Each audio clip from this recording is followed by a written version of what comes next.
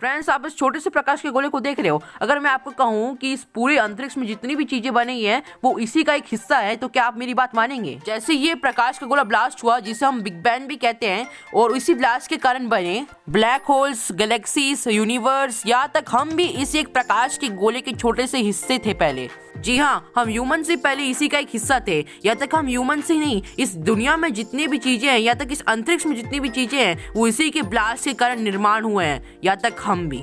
आपके जानकारी के लिए आपको बता दूं कि इस ब्लास्ट को बिग बैंग ब्लास्ट कहते हैं, और इसी से निर्माण हुआ इस अंतरिक्ष में जितनी भी चीजें हैं उनका। इस बिग बैंग ब्लास्ट के 3,80,000 साल बाद जो सबसे पहला गैस का निर्माण हुआ वो था हाइड्रोजन, और यही हाइड्रोजन अब मदद करेगा इस दुनिया में जितनी भी चीजें हैं उनके बनने का। इस हाइड्रोजन के अंदर जो ग्रेविटेशनल फोर्स थी उसने अपना काम करना चालू कर दिया। इन ग्रेविटेशनल फोर्स को इन्हीं की ग्रेविटी बार बार दबा रही थी।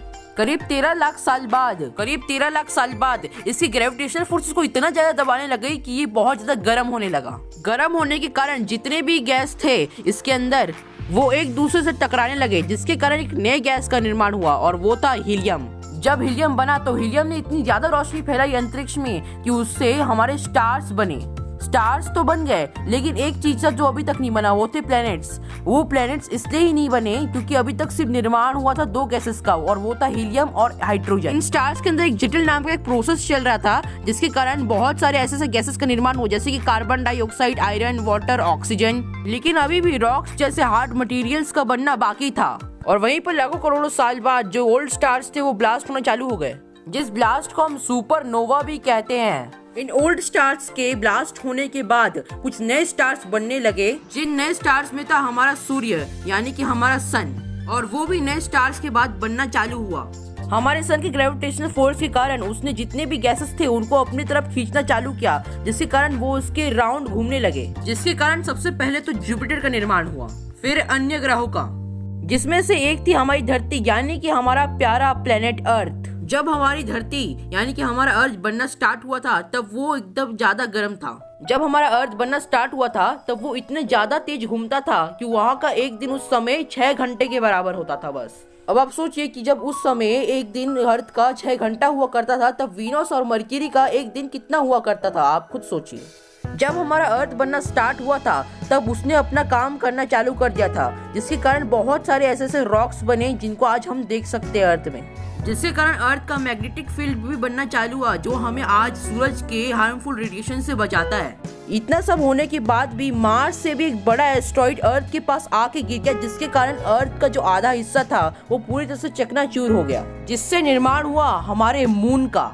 और अर्थ के ग्रेविटेशनल फोर्स के कारण मून उसका चक्कर लगाने लगा, जिसके कारण आज जीवन संभव हो पाया है, और इस तरह निर्माण हुआ हमारे मून का। लेकिन इस एस्टेरॉइड के गिरने के कारण ही हमारा जो पृथ्वी है उसका जो 6 घंटा था वो आज 24 आवर्स हुआ है। जहाँ पर आज हमारे अर्थ का 24 आवर्स एक दिन माना जाता है, वहीं पर आगे जाके अर्थ का एक दिन 30 आवर्स हो जाएगा, यानी कि फ्यूचर में ऐसा हो सकता है। खैर, इतने बड़े एस्टेरॉइड के टकराने के बाद पृथ्वी को एक गिफ्ट मिला, और वो गिफ्ट और कोई नहीं, वो था मौसम। लेकिन अभी भी हमारी पृथ्वी रहने लायक बिल्कुल भी नहीं है, क्योंकि उसमें अभी एक चीज नहीं है, और वो है वाटर, यानी कि पानी।